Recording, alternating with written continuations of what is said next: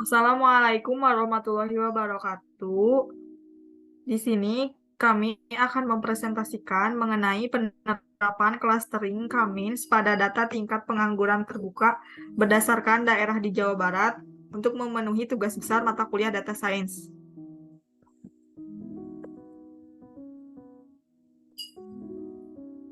Anggota kelompok kami terdiri dari Muhammad Rofi Taufik dengan NPM 207606003, Rijal Fahmi dengan NPM 2076032, Nisrina Nur Hasna dengan NPM 2076042, Wildan Fauji Agustian dengan NPM 20760 di 35, dan saya sendiri Anggi Putri Meriani dengan NPM 207606068. Pembahasan yang akan dibahas oleh kelompok kami terdiri dari 1 pendahuluan, 2 landasan teori, 3 metode penelitian, 4 hasil dan pembahasan, 5 kesimpulan.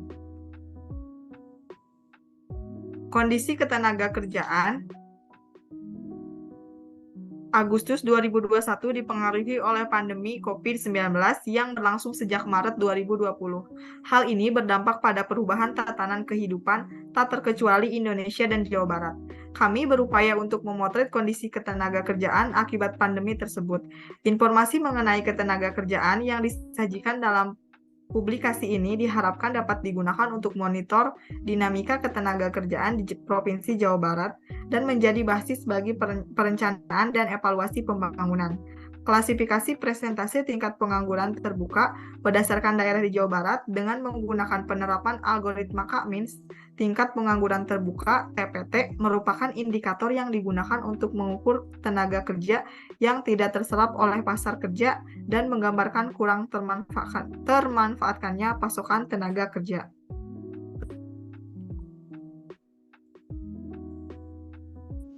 Selanjutnya akan oleh Nisrina Nur Hasna.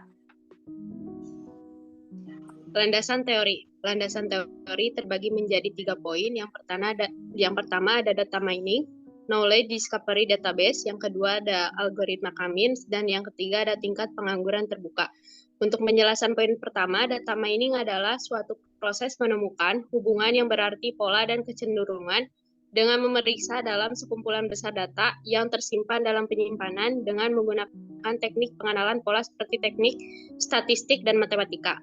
Istilah lain dari data mining adalah knowledge discovery in database. Proses KDD meliputi data selection, kemudian pre-processing atau cleaning, kemudian ada transformasi, kemudian data mining, dan juga evaluasi. Penjelasan poin kedua. K-means merupakan salah satu algoritma yang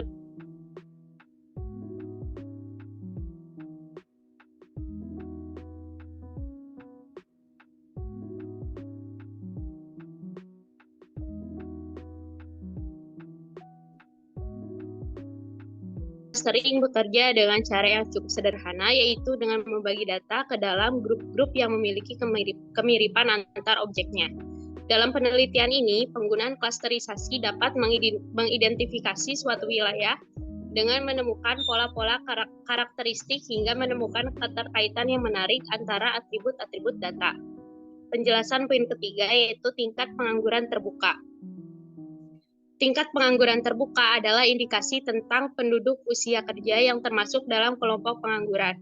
Kegunaan dari indikator pengangguran terbuka ini, baik dalam satuan unit atau orang maupun persen, berguna sebagai acuan pemerintah bagi pembukaan lapangan kerja baru. Dikembalikan kepada moderator.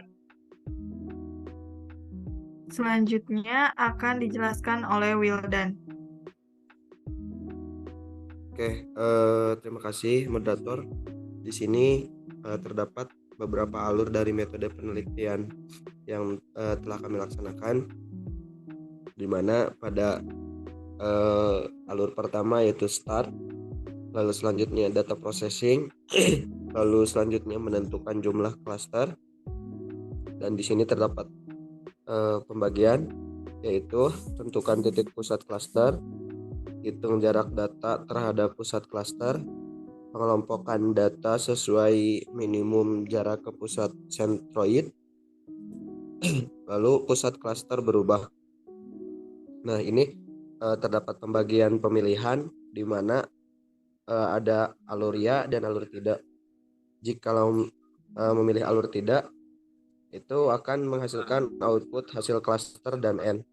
Jika memilih alur ya, itu akan kembali lagi ke penentuan titik pusat klaster.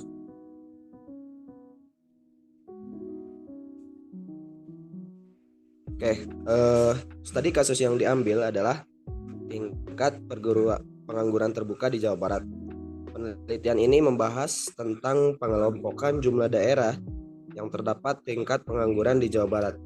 Penelitian ini juga menggunakan sumber daya yang terekam di situs Open Data Jabar Provinsi yang dikelola oleh pemerintah daerah Provinsi Jawa Barat. Data yang digunakan adalah dataset persentase tingkat pengangguran terbuka berdasarkan kabupaten atau kota di Jawa Barat. Data terdiri dari periode tahun 2013 sampai 2021. Nah, menimbang dengan kebutuhan keterkaitan dengan pandemi COVID-19, pada penelitian ini kami menggunakan data pengangguran terbuka di Jawa Barat tahun 2019 sampai 2021. Dan metode yang digunakan adalah data mining Cummins clustering. Dengan menggunakan metode ini, data-data yang telah diperoleh dapat dikelompokkan ke dalam berbagai klaster, di mana penerapan proses Cummins clustering menggunakan tools RapidMiner. Sebelum menjalankan teknik cluster, terlebih dahulu ditentukan jumlah klaster optimal. Cummins cluster analysis merupakan salah satu metode cluster analis non-hierarki yang berusaha untuk mempartisi objek yang ada ke dalam satu atau lebih klaster atau kelompok objek berdasarkan karakteristiknya. Nah, sehingga objek yang mempunyai karakteristik yang sama dikelompokkan dalam satu klaster yang sama dan objek yang mempunyai karakteristik yang berbeda dikelompokkan ke dalam klaster yang lain. Bisa di next. Nah, untuk hasil dan pembahasan di sini terdapat beberapa dataset yang akan kita gunakan. Di antaranya kabupaten tahun. Yang pertama ada Kabupaten Bogor, Kabupaten Sukabumi, Cianjur, Bandung, Garut, Tasikmalaya, Ciamis, Kuningan, Cirebon, Majalengka, Sumedang, dan Indramayu. Dengan klasifikasi 3 tahun yang berbeda, yang mana tertera pada slide PPT. Untuk hasil dan pembahasan ini, 1. Menurut poin analisis data, tabel 1 adalah set tingkat pengangguran terbuka di Jawa Barat dengan nama TPT dari 2019 sampai 2021. Dataset ini terdiri dari seluruh daerah di Jawa Barat dan 3 kolom ini mewakili tahun dan 27 baris mewakili data TPT masing-masing daerah. Nah, data TPT ini sudah dalam format numerik dan seragam karena ini tidak diperlukan proses standarisasi data. Untuk poin yang kedua, penentuan jumlah klaster. Nah, penentuan klaster Cummins didasarkan pada melakukan pengelompokan dengan terlebih dahulu memilih satu objek dasar yang akan dijadikan nilai awal klaster. Kemudian semua klaster yang ada dalam jarak terdekat dengan klaster ini akan bergabung. Lalu dipilih klaster kedua dan semua objek yang mempunyai kemiripan dengan klaster ini akan digabungkan. Penentuan klaster pada penelitian ini adalah 4 klaster. Lalu poin yang dapat kita tangkap yang terakhir adalah penerapan Cummins cluster. Data yang digunakan adalah data tahun 2019 sampai 2021 seperti di slide PPT. Nah, kriteria yang digunakan yakni 1. Jumlah kabupaten atau kota dan 2. Kabupaten atau kota yang terdapat pengangguran terbuka. Nah, Cummins cluster diterapkan menggunakan operator Cummins dan operator real Excel pada aplikasi RapidMiner.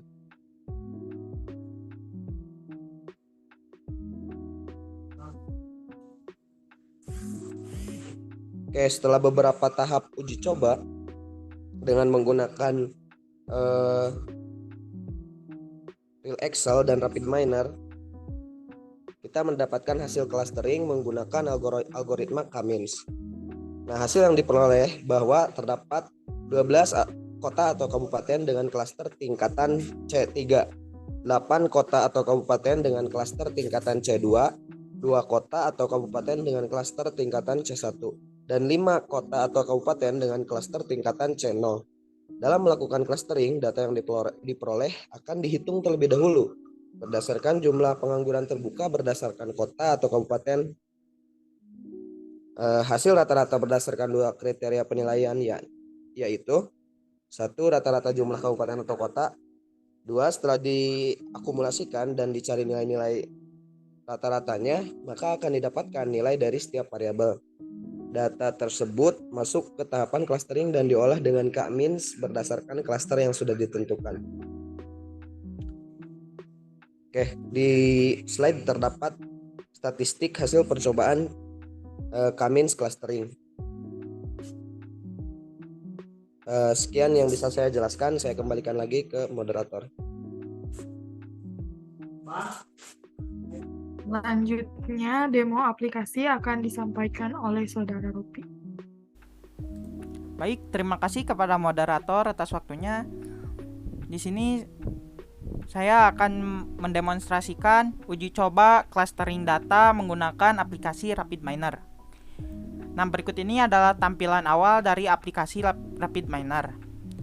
Untuk memulai proses, kita pilih blank proses. Kemudian, tahap selanjutnya yaitu memilih operator yang akan digunakan untuk melakukan uji coba. Nah, kita di sini memerlukan 2 buah operator. Yang pertama yaitu adalah operator read data atau membaca data. Nah, operator read di sini yang kita gunakan yaitu read Excel, dikarenakan data hasil pra-processing yang telah kita lakukan yaitu berekstensi Excel atau XML. Double klik maka otomatis masuk. Kemudian operator berikutnya yaitu operator K-means. Operator K-means ini berfungsi sebagai algoritma untuk melakukan clustering. Nah, tahap berikutnya yaitu kita memasukkan data yang telah kita olah. Kita import data, kita pilih. Kemudian berikutnya ada data yang telah kita olah. Kita pilih semua datanya untuk dilakukan clustering. Sebelum lanjut, di sini kita harus mengubah nama kabupaten dari kota menjadi role ID. Oke, kemudian kita finish, data berhasil diimport. Kemudian di sini kita harus memilih parameter untuk clustering yang digunakan oleh K-means.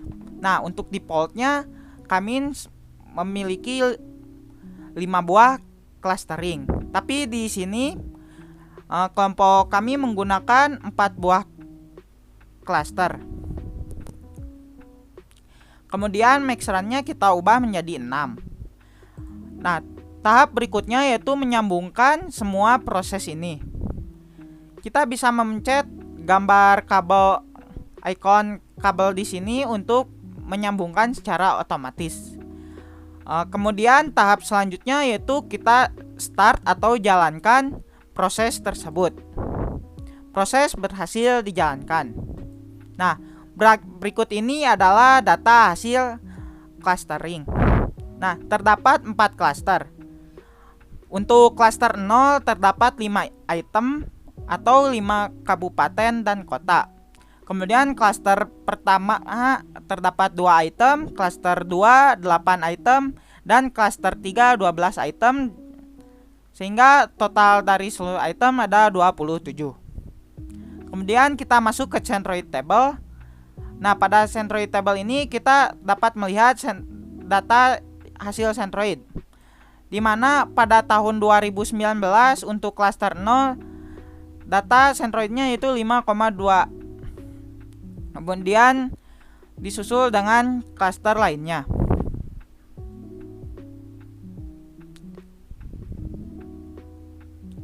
Kemudian berikut ini adalah hasil dari data yang telah di-cluster. Dapat dilihat untuk cluster 0 terdiri dari Kabupaten Tasikmalaya, Kabupaten Ciamis, Kabupaten Majalengka, Kota Banjar, dan Kabupaten Pangandaran.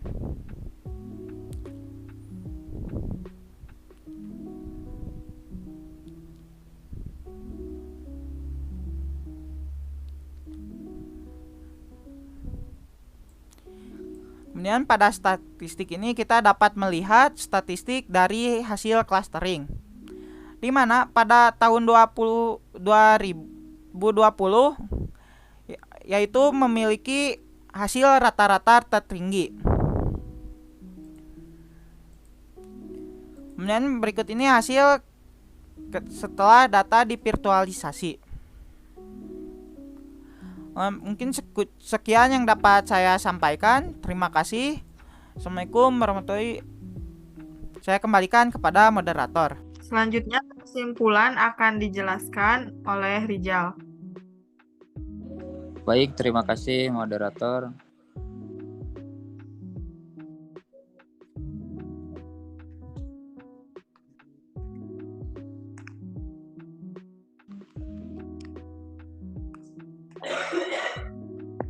Baik, untuk kesimpulannya, penelitian ini menggunakan sumber data yang terekam di situs Open Data Jabar Prop yang dikelola oleh Pemda Prop Jawa Barat. Data yang digunakan adalah dataset persentase tingkat pengangguran terbuka berdasarkan kabupaten atau kota di Jawa Barat. Data terdiri dari periode tahun 2013 sampai dengan 2021, menimbang dengan kebutuhan keterkaitan dengan pandemi COVID-19. Pada penelitian ini, kami menggunakan data pengangguran terbuka di Jawa Barat tahun 2019 sampai 2021. Metode yang digunakan adalah data mining, K-means, clustering. Dengan menggunakan metode ini, data-data yang telah diperoleh dapat dikelompokkan ke dalam beberapa cluster, di mana penerapan proses K-means clustering menggunakan tools RapidMiner. Nah, mungkin terima kasih, saya serahkan ke moderator. Sekian presentasi dari kelompok kami. Kurang lebihnya mohon maaf. Wassalamualaikum warahmatullahi wabarakatuh.